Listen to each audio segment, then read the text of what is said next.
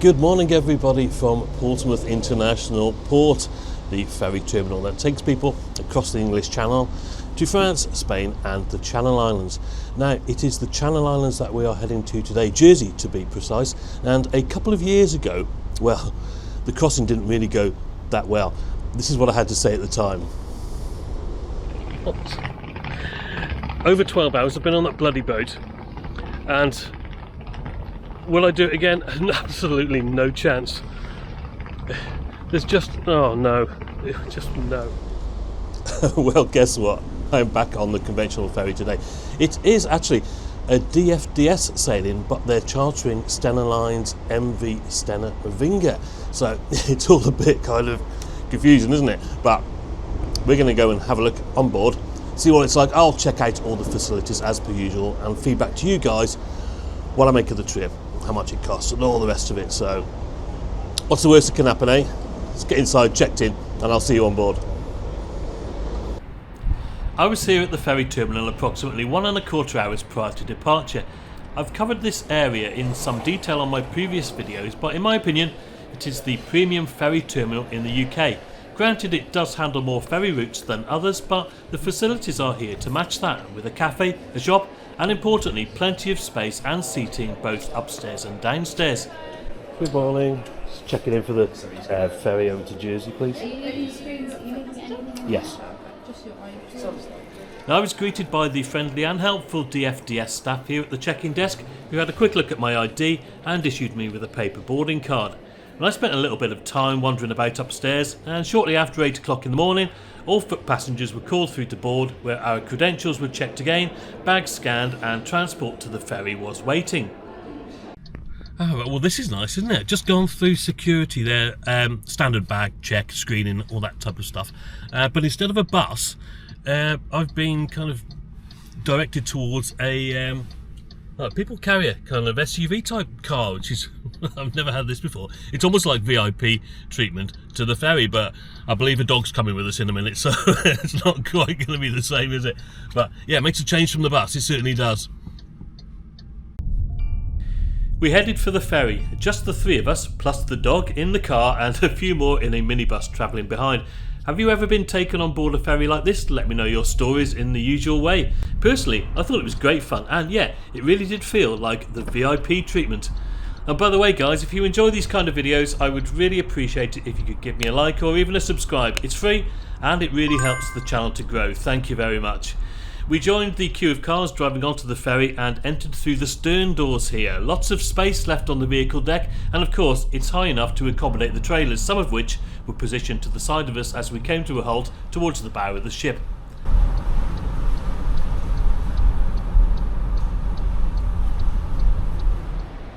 As our car drove off and the minibus reversed, we were left at the yellow doors, where it's lift only at this point, all the way up to the public spaces. Emerging from the lift onto deck 7, we were greeted by a very smart gentleman who had a much better moustache than mine. We were asked whether we'd booked a cabin or any of the premium lounges, and were then directed to the appropriate queue line. It felt a little bit crowded here if I'm being honest, but we were quickly seen to, told our assigned table number, which I wasn't expecting, and given an access card with which to operate the door into the lounge. One person, also table number 4. Have you been here before? No. No. I'll follow this gentleman. Yeah. Thank you very much. Are you together? No. The premium lounge overlooks the bow of the ship, and access egress is through either one of 2 doors here. Inside, the seating is all the same, table seating with 3 airline style seats either side. Well, it's pot luck whether you get a window seat, so to speak, and we were lucky in that respect, but unlucky in terms of the remainder of the seating. And I'll give my reasoning why a little bit later, but for now I just about had enough time to grab a croissant from the pastries on offer before heading out to watch our departure. At 8 minutes past 9 the lines were detached and we started to move away from the dock. What is the technical or nautical term for this? I'm sure some of you out there will know. And what I do know is that there is always something to see when sailing out of or into Portsmouth. The cruise ship MV Hamburg had just arrived that morning and was moored up along the way here. And moving on to the starboard side for a moment, there were a couple of interesting small boats here just off Whale Island. And then back to the port side, of course, you have the naval dockyards with what is actually a Dutch ship here, HNLMS Mercure, a submarine support ship of the Royal Netherlands Navy. And then we have the Italian-built RFA, Royal Fleet Auxiliary, Argus. That was requisitioned in 1982 by the Ministry of Defence to serve in the Falklands War. And after that we have tremendous views of the Spinnaker Tower, even on a grey day like this. And then we squeeze through the gap with old Portsmouth on our port side before heading out into the Solent itself, where it's just started to get a little bit rougher. Oh, right guys, I just walked all the way up here from deck 7 all the way up to deck 10. So yeah, first impressions, there's some great outside deck space, and there's some really interesting staircases and, you know, bits and pieces, little nooks and crannies that I always find really exciting on a ship. And look at this, right, we're right level with the bridge there, and you can get pretty close to the bridge as well. And yeah, just looking back now, we left about 8 minutes late, 9:08 in the AM, and heading out where the captain's told us to expect 2.5 metre swell, so it could be a little bit bumpy, but he's going to deploy the stabilisers anyway. And yeah, what fantastic views looking back over the stern back towards the city of Portsmouth. And so yeah, starting to rock around a little bit now, but it's all part of the fun, isn't it? And yeah, whoa, yeah, it should be good. So looking forward to this. Take some more shots as we pass the Isle of Wight there on our starboard side, and yeah, just the final remnants of Portsmouth on our port side. Yeah, one of the Whitelink ferries heading back to Portsmouth here. Well, it's a busy place, the Solent, isn't it? I'm assuming this was one of the harbour pilots here, keeping a close watch on our passage south. I stood and watched for a while before deciding to head in and have a look at the interior of the ship. Well, starting on deck 8, this is basically where the cabins are located. I did wonder whether it was worth booking a cabin for this long day sailing, but ultimately I chose the lounge instead. Now, in hindsight, I think this may have been the wrong decision, for reasons I will go into in a short while. But I think they were actually sold out in the end, so there was no availability or prices on display on board the ship. But booked in advance, the cheapest inside 2 berths I could find were £41, or a single cabin with a sea view for £51. Well, that's not too bad at all for a day cabin on this length of journey. Well, like I said, if I did this trip again, I'm pretty sure I'd book one of these. And the only other area on deck 8 was this fairly basic driver's lounge. No facilities in here really, other than some tables, chairs and a laundry room.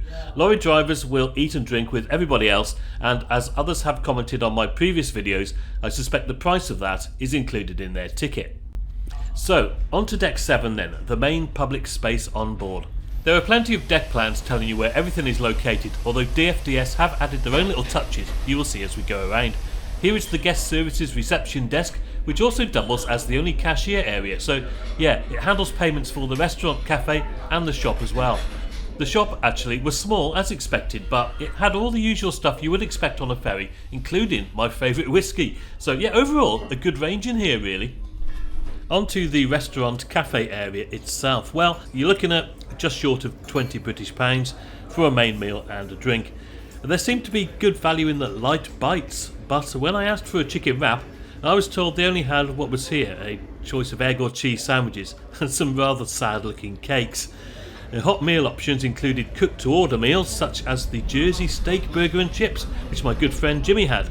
It looked quite nice for £12.95, and there were some vegetarian options including the Malaysian vegetable curry, which was £13.95. You eat your food in this area of tables and chairs here. This is the main area of deck 7 you can do anything in really, unless you're willing to pay extra for the lounge or some premium seating. Some of this area is taken up by a few slot machines, which seem a bit of a waste of space if you ask me, and a children's area, which was a much better space and important on these long journeys. Nicely done, I thought this was. On the starboard side we have the Portsmouth lounge, which is basically some reclining seats at a cost of £12 in advance. Now, this area was fully booked for today's crossing. And then to the port side is the St Helier lounge, or the designated pet lounge, which seemed to be for the exclusive use of ticket holders, and that would cost you £16 in advance. But if you read the small print on the door here, there is an area of reclining seats to the front of this lounge which was available to all passengers, and presumably for free. At this point, I was totally confused. Now, I would have been annoyed, to be honest, if I'd have paid online and in advance. Also, I didn't see many pets in there. Yeah, anyway, in my opinion, DFDS, or well, Stena really, they've tried to cram too many premium areas into a small interior deck space. Now, okay, I get the reasons why, and it makes them some money and all that, but it leads to the whole area feeling cramped, dark, and pretty basic. Imagine on a full crossing with 400 passengers on board. Well, fortunately the outside deck space makes up for it, and it is outside that I spent quite a lot of my time. It helped that the weather was good, well apart from the wind, and there was space on the sides of deck 7, overlooking the stern from decks 8 and 9, and on both sides of deck 10. This upper deck really was my favourite area. On the same level as the bridge, you could get a real appreciation of the crossing from the crew's point of view, and on this particular occasion you also got a feeling for how stable or not the ship was. Enjoy some of the views with me as I tell you a little bit about the history of the vessel.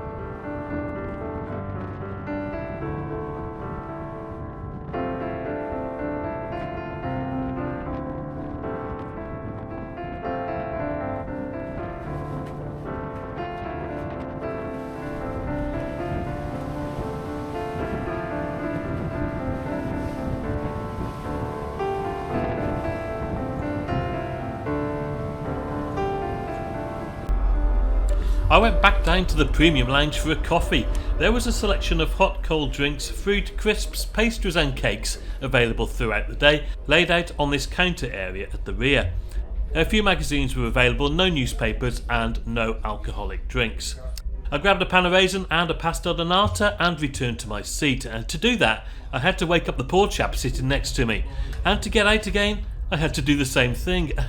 Yeah, it was fine when he wasn't there, but more often than not he was, and this is the issue with allocated seating, isn't it? It is not ideal for either passenger.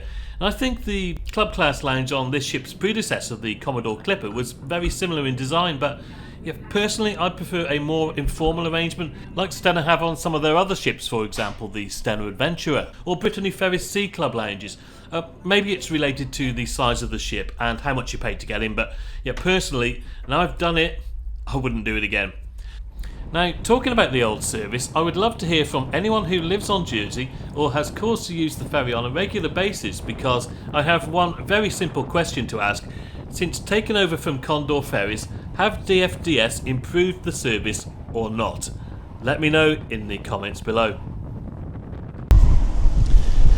Alright guys, so we are just over 4 hours into the crossing. Now we're just approaching the French coast, and yeah, it's a little bit bumpy, it's fair to say, but it's not too bad.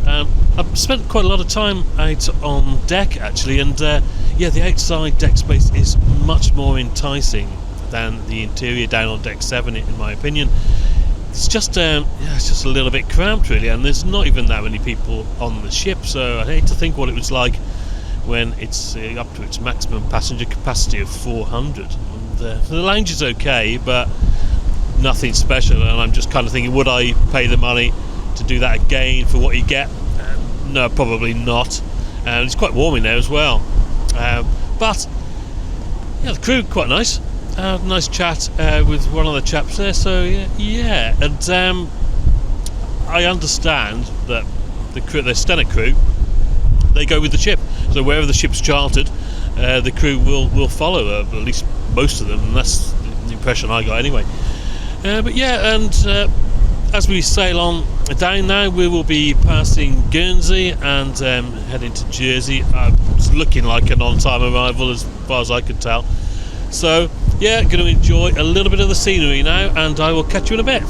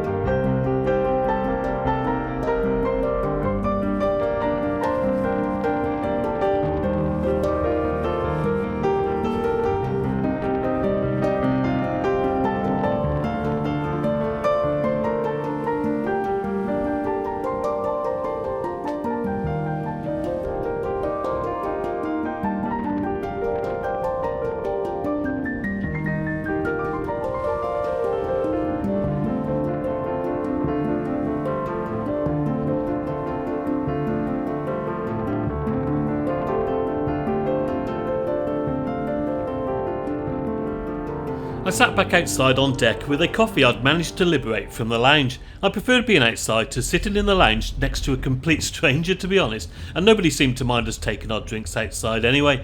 The sea was still a little bit rough as we bounced along under grey skies 1 minute, and then the next minute the sun would be out.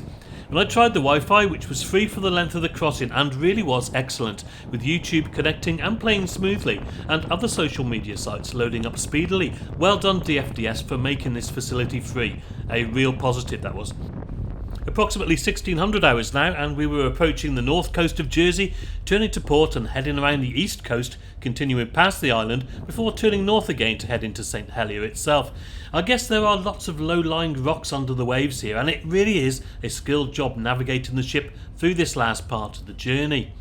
And I did wonder how, since winning the contract for the Jersey route, DFDS were going down with the islanders. Are they more expensive than their predecessors? Well, what about freight services? And what about the timetables? There is the alternative fast ferry from Poole, which takes about half the time as the conventional one here, but yeah, I haven't been on it. But again, is this better or worse than the previous Condor version? But it was still very quiet on deck, and nobody had really seemed to bother coming out at all really, which I thought was a bit of a shame, as this part of the trip really is quite scenic. And one of the crew came out to hoist a couple of flags. The first was the Swedish flag, which I took to mean that it was indeed a Swedish crew that were in charge, or it was a Swedish vessel, or both. And the second was the flag of Jersey, which was for the very obvious reason that we were just arriving into port. It's still very interesting to see though, and this was all done before we started losing the light on our approach into St Helier itself. And by the time we'd manoeuvred ourselves forwards and backwards, it was completely dark. It looks to be quite a tight space here, and the Stena Vinga reverses into its berth quite carefully. And having said that, we still arrived into port around 20 minutes early at 17:25, which was pretty good going really. Now, foot passengers again had to wait until the vehicle deck was relatively safe before being ushered back into the lift and taken down. There was no bus waiting for us this time, just a quick walk to the terminal, and after quite a lengthy up and down crossing, I was quite pleased to be getting off, though yeah, it would be a few hours before the wobbly leg feeling had worn off completely. Oh, right guys, bloody hell. We've arrived at St Helier on Jersey. No bus tonight, So basically we've had to wait for the vehicle deck to be cleared. We're walking off the ship. So anyway, it looks safe enough, and that's fine. I've been stuck on there for the last 9 hours or so I don't mind a bit of a walk. The walk is going to take me to my hotel for the night, at which point I will be summarising the journey. So yeah, give me half an hour or so and I'll see you when I get there. No entry checks this time. We were straight into the terminal building and out the other side. Price I paid for this one-way trip was £50 plus £22 for the lounge. Let me know whether you think that is good value or not. Right then guys, in my hotel room on Jersey, another Premier Inn of course. What did you think of that? The MV Stena Vinga, chartered by DFDS Ferries, but with a Stena Line crew, and all the way from Portsmouth down here to Jersey and the Channel Islands. And well, yeah, for me there were positives and negatives really. I mean, positives, DFDS staff actually at check-in at Portsmouth ferry terminal were absolutely excellent, really friendly as well, and that was swift and an efficient process. And yeah, the outside deck space really good, quite interesting, and yeah, there was lots of little spaces to explore. Of course, it helps the weather wasn't too bad, although it was a little bit choppy, wasn't it, on the way? But that was fine. Now then, inside, for me, it just felt really cramped and stuffy, really. I mean, it wasn't that full, the crossing, but you know, when it is full, with 400 odd passengers, well, I can imagine it can be very crowded down there. And I wonder why that is, really, because it's a funny one, really, because obviously it's a Stena Line ship, so the layout, I guess, is dictated by them. But it's operated at the moment on charter with DFDS, so DFDS set the prices. Now, when we look at the premium lounge, they're £22. Is it worth it? And in my opinion, no, it's not. I thought the offering was a little bit sparse, to be honest. And yeah, of course, because of the premium lounge, and there is also the Portsmouth lounge and the St Helier lounge, which I think is a kind of a pets area that you have to pre-book. This, if you don't want to pay any extra for these kind of facilities, then there's very little actual interior deck space left. So yeah, and maybe consideration would be a cabin. If I was doing this crossing again, I'd probably go for a cabin. I think it's probably worth it to get your own personal space. The crew on board, they're okay. I think they're Swedish, all Stena Line crew again. That's what I believe anyway. I get the impression that they go wherever the ship goes. And it has been chartered out several times, as I said before, when looking at the history of the vessel. Have you done this route, or would you take this route after watching this video? I'd be really interested to read your comments as per usual. Thank you very much for joining me on another adventure. It is really appreciated, believe me. I will see you on the next one pretty soon, and until then guys, as always, cheers for now.